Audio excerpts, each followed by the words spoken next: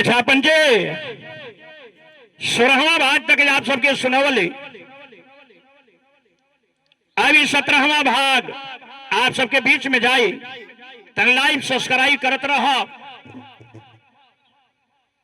Live subscribe करत रहो।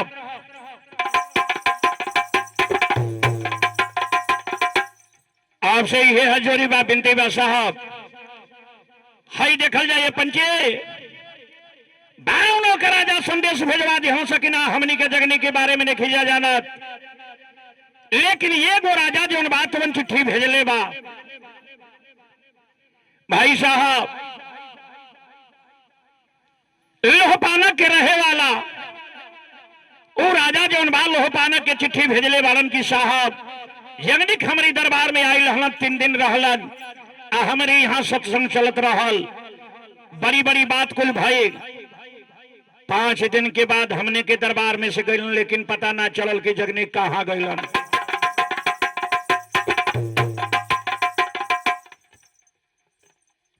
ये भी बात जो लोहपानक का राजा बतौले बनन भाई, तब जवन बात तवन वही जासे अब सोच में पड़ल लोग आल्हार उदल के आखिर गइलन तक कहाँ गइलन। हरे नीचे माया सुमिरत बाला हरे माई धरती के ने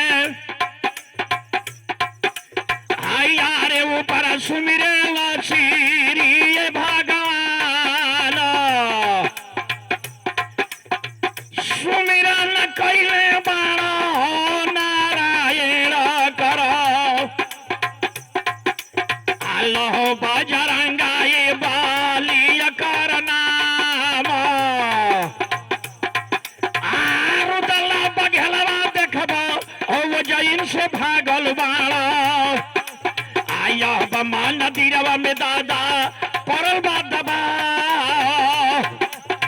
सुमिरन कर ताणो माई दुर्गारे कर आया हरे माई राखिले भूल जियारे हमारे राखिले भूल जिया माई अब दुनिया रे मिले आया बकहवा गइलन दादा भाई वारे हमारे यदि नहीं जगनिक माई दुनिया में मिली हलिया बा हरे मरी जई हई रुदल रे बाला ये तना बचनिया बिरवा रुदल बोला तना आया पंच सुनाए नदी नानवन के हाल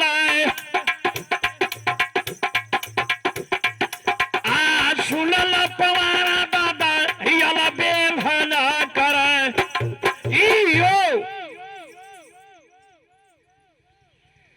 तहियारो दलनर में बोले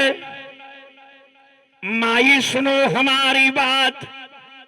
भेद ना बतैबू जो भाई जहर खा के हम मर जाई कतही देख कुआइनार खुदवा दे मंदिर मोहबागढ़ में नायब होई पूजा तोहार इतने बातन की कहला में पंचे सुनो दिनन की हाल ये बात अब कहले बारी पंचे सुनो दिनन की हाल मन के बढ़ल बल बाबुर होई झुलनी होई जीव के काल सुनो पवारा अब अल्लाह के बेरा राम लगा हुए पार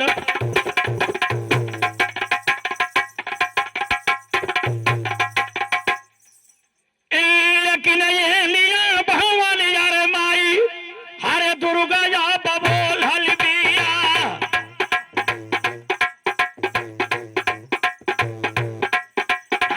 या बेरा राम रेला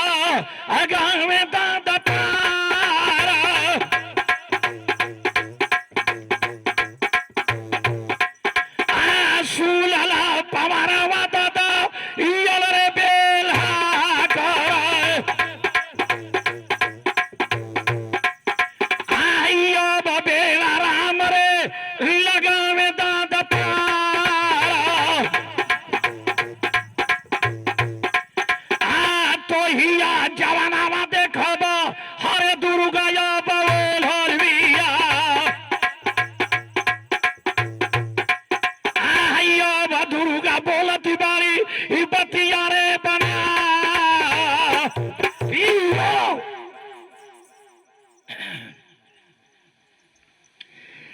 तहिया दुर्गा जोन बात वो नर में बोल, आगे नर में करे जवाब। सुनो चार चायल बेल्हा के बेर आराम लगावे पार, मन के सहकल बल बाबूर होई झुलन होई जीव के काल। दुर्गा नर में बोले बेटा सुनो हमारी बात, का बताओ तारी दुर्गा। नरमी बतिया दुर्गा बोले बेटा सुनो हमारी बात, हर जगनी का फसल बाड़ा हरे अमिका बनवा में, अरे बच्चा मान ले बतिया हमारा।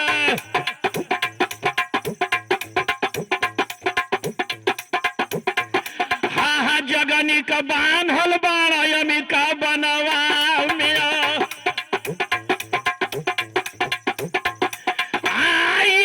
बतानो आग हेरले आया।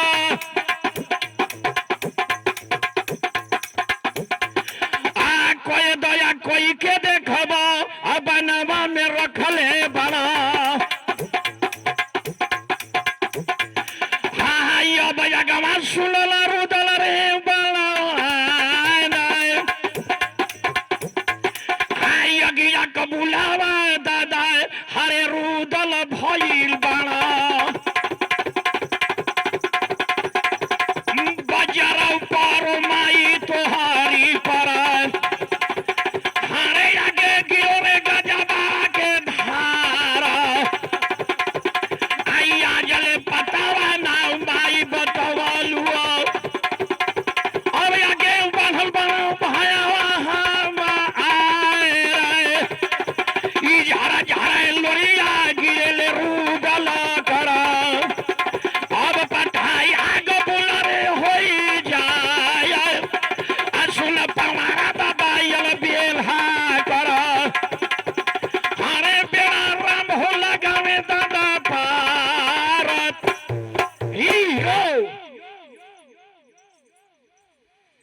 कहा बजर पर वो हदानों पर आगे गिरो गजब की धार। अब हम हो जाई माई सुनो हमारी बात। दुर्गा कहली कि हे बेटा तोहरी बस का लोहा ना, एक लड़का के तलाश कर। कहले कौने लड़का के माई, कहले वो दानों का मौत यज्ञ जीतन के हाथे लिखल बा। जीवन तो हर नाती लगेला, अपनी नाती के पता लगाओ। ओकर मौत तोहरे नाती के हाथ में लिखल बा। लाख तोहलो लड़ाई करवा जा लेकिन वो दानो मराई ना। आज जग जीतन चाही तो तुरंते वो दानों के मारी देरी ना करी। बतिया माई बोलली दुर्गा, अरुदल मन में किया विचार। कहे पहले पता लगावल जाई वह दानों का, हुई लड़ाई वह जंगल में पंजा झूम चली तलवार। इहे बतिया सोचत बालो लेकिन जगनिक मन में किया विचार। बान्हल जगनिक अब तो रहलन लेकिन बड़ा ज्ञानी रहल। रोज रोज करार करत जगनी की आज महोबा का लोग आ जाई, काल महोबा का लोग आ जाई। इहे करते करते ए पंचे महीनों दिन दिन बीत गई रहल। दनौआ यात्रुबा की अब खाए तब खाए, लेकिन जगनी को हंस के ना भाई। जब महोबा के लोग ना आई तो हमरा के खा गली है। एक महीना का समय दिन दिल रहल।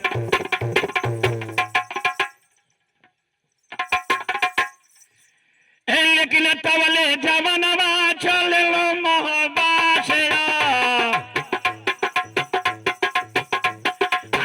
पंचे सुना दिन न करहाला। धैर्य दोहरिया नगर महोबा से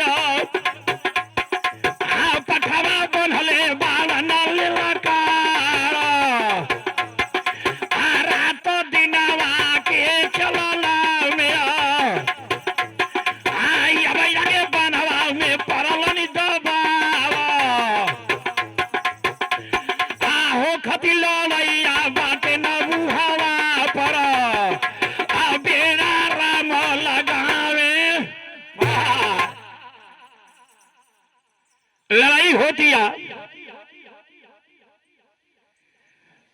रुदल मलखान लाखन रूपना बारी जे भाती बारी बवना ठाकुरी दीर्घत दीर्घत जोधा पहुंचल हलो सब भाई जंगल में पहले हिड़ के खोजले वालों से पता चल गई। आज जब पता चल गई तब दानों के ललकारे लगलो सब बहुत बड़ा होकर जौन बात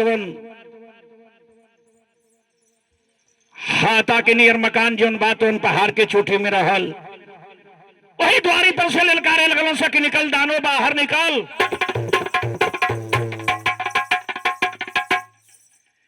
लेकिन ये निकल ललकारे दादा हरे दानो या बदल ले बारारी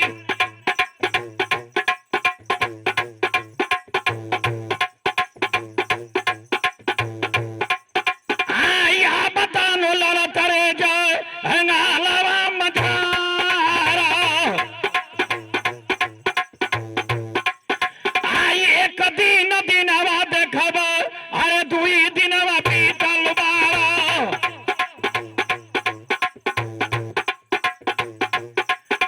कबो धरती पर कबो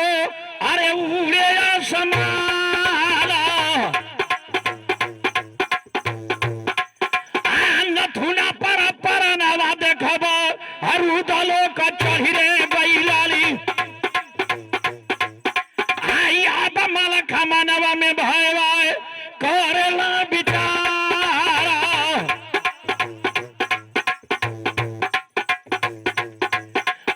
बारी बारी लोहवा देखब अरे नौ दिनवा चहलल बारा आई अब दानो गायब भयवा होला सरकार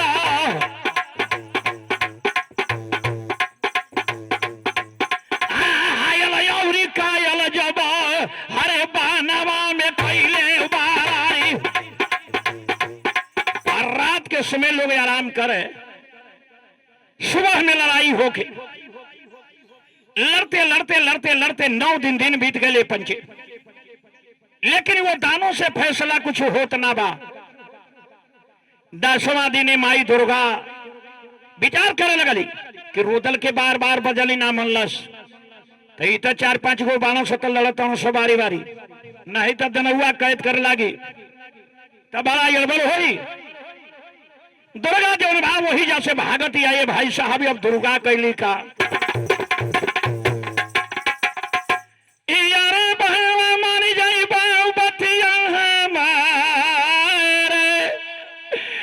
भागोली भौमनी अरे नगर मोह बारिश ने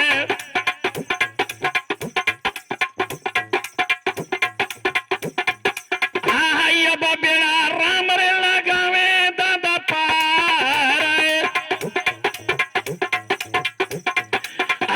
सुनल पवारा तनी अरे भैया लहरे करे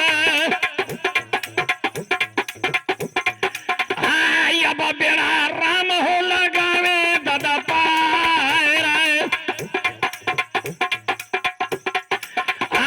तवले भवनिया देखब अरे तवले भवनिया देखब कर्नाटक में झूमल बिया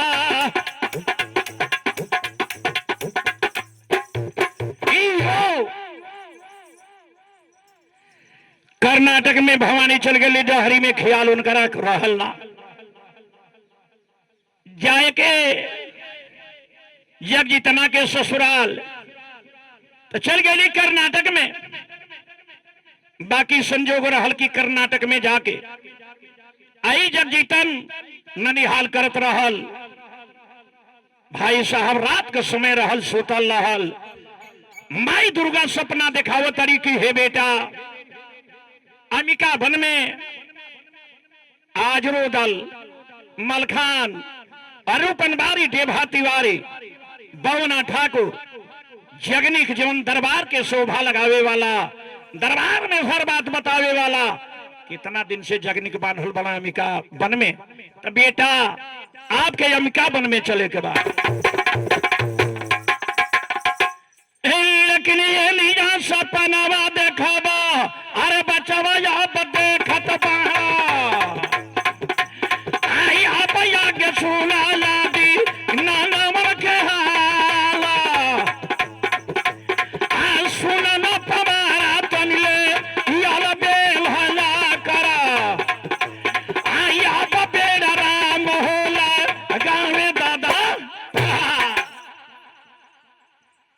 जब लड़का देख ले बा सपना के सारा लोग हमारे घर का बांध गए बालन एक जीतन कहलस रात के समय रहल अधे रात मरामर पछली रात भी हसल बा घंटा घनन घनन गहना सन सन सन सन रात बोलत बा ए भाई उठ के जग जीतन कहलस के दादा महोबा पर आफत पड़ल बा बागल जग जीतन वही जा घोड़सारी में जाके अपन घोड़ा को सता ये जग जीतन घोड़ा को सतावन भाई तो पूछे लागल बालन राजा साहब के रे नाती कहाँ ये बेरा रात का समय कहे नाना पूछे मत महोबा में कोनो आफत पड़ल बा हमरा के नीक ना लागत रहल हो तो हम महोबा जाता नहीं नाना ए में पूछला का सवाल नहीं बा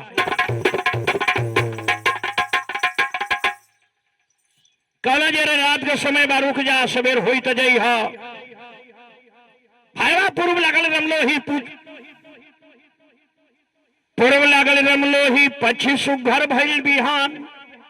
बाजल धार बटे घोठा पर चिरई बोले सीताराम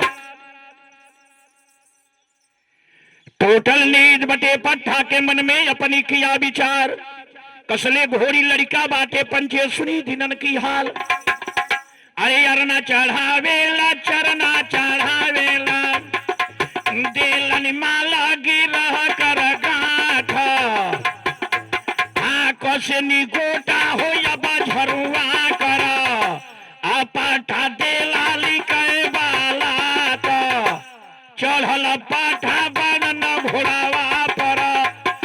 आई अब तय सुना दिन न कर ई हो घोड़ा के रंगा बना के भाई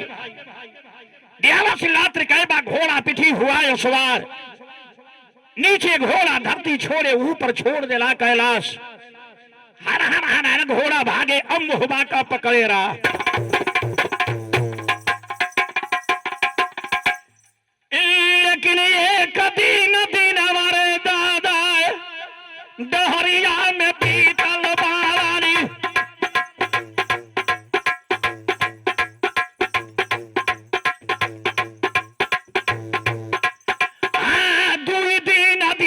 अरे पीतल भागवाला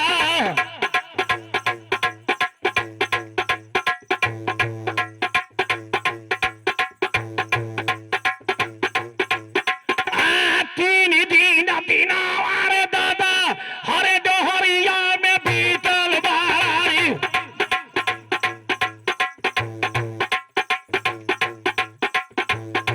आइयो भलारी काजू में गइलनी मो हो बाबा के राजा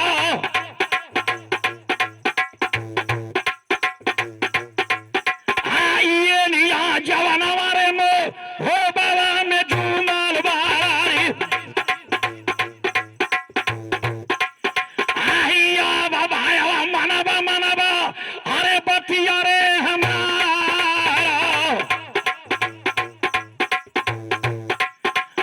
सुनला पवारा वारे दादा अरे यलरे बेला करो अच्छा पंचे ये 17वां भाग पूरा भइल आप सबसे क्षमा तनी लाइव सब्सक्राइब करत रहब साहब हम ही है आप सबसे हाथ जोड़ी बा विनती बा।